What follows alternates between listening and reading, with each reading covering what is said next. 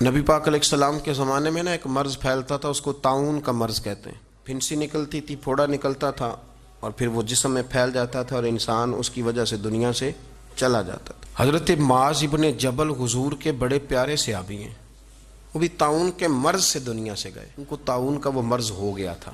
حضرت ابو عبادہ بن جراح رضی اللہ تعالیٰ عنہ، نبی پاک علیہ السلام نے فرمایا یہ میری امت کا امین ہے، ان کو امین الامت کہا جاتا ہے، اور 10 مبشرہ صحابی ہیں، ان 10 لوگوں میں شامل ہیں جن کے لیے نبی پاک علیہ السلام نے فرمایا تھا میرا تمہارے ساتھ وعدہ ہے، رب تمہیں جنت عطا فرمائے گا۔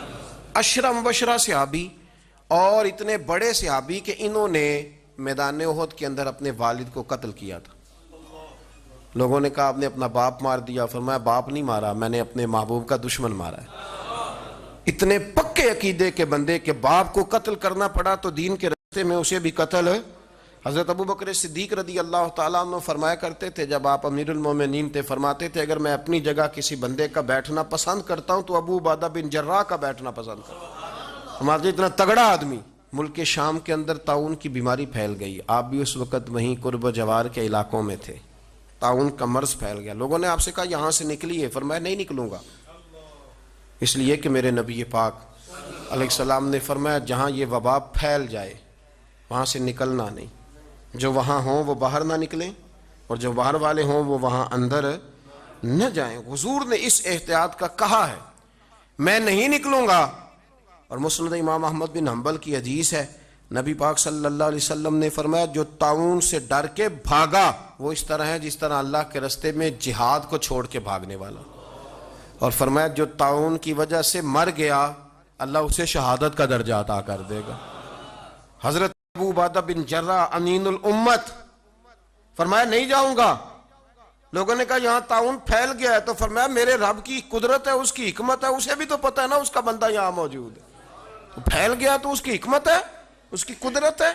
میں کہہ چکا ہوں کہ احتیاطی تدابیر ساری استعمال کریں، لیکن خوف کھانا، سوار کر لینا چیزوں کو دماغ پر، نفسیاتی ہو جانا، یہ معاملہ درست نہیں ہے۔ حضرت ابو عبادہ بن جراح مسجد میں نماز کے لیے جا رہے تھے تو رستے میں پھنسی نکلی اور مسجد میں پہنچنے سے پہلے وصال کر گئے۔ حضرت معاذ بن جبل جو بعد میں خود طاعون کی بیماری سے تشریف لے گئے، آپ نے ان کا جنازہ پڑھایا۔ امام نبوی فرمایا کرتے تھے میں جب بھی حضرت ابو عبادہ بن جراح کی قبر پہ جاتا ہوں تو میرے دل پہ رعب طاری ہو جاتا ہے۔ ان کی قبر میں بھی اللہ نے رعب رکھا ہوا ہے، مرنے کے بعد بھی ان کی شان وصال کے بعد بھی بڑی بلند ہے۔ اللہ کریم نے وہاں برکتیں اور رحمتیں رکھی ہوئی ہیں۔ میرے عزیز تھوڑا سا باہر آئیں، اپنے عقائد کو، نظریات کو، ان کو پختہ کریں، ہم مسلمان ہیں۔ میری جو سب سے بڑی اپیل ہے نا، آج اس سارے عنوان پہ ڈاکٹر اپنی ہدایات دے رہے ہیں، اس پر عمل کریں۔ حکومت جن پابندیوں کا آپ کو کہتی ہے، دیکھیں علماء نے متفقہ طور پر الحمدللہ، لوگ کہتے ہیں پاکستان ایک قوم نہیں، لیکن میں نے ان 2-3 دنوں میں دیکھا ہے پاکستانیوں نے قوم بن کے دکھایا۔ کسی عالم نے ضد نہیں کی کہ جلسہ تیار ہے، پروگرام طے ہے تو ہم نے کرنا ہی کرنا ہے، کی ہے کسی نے ضد؟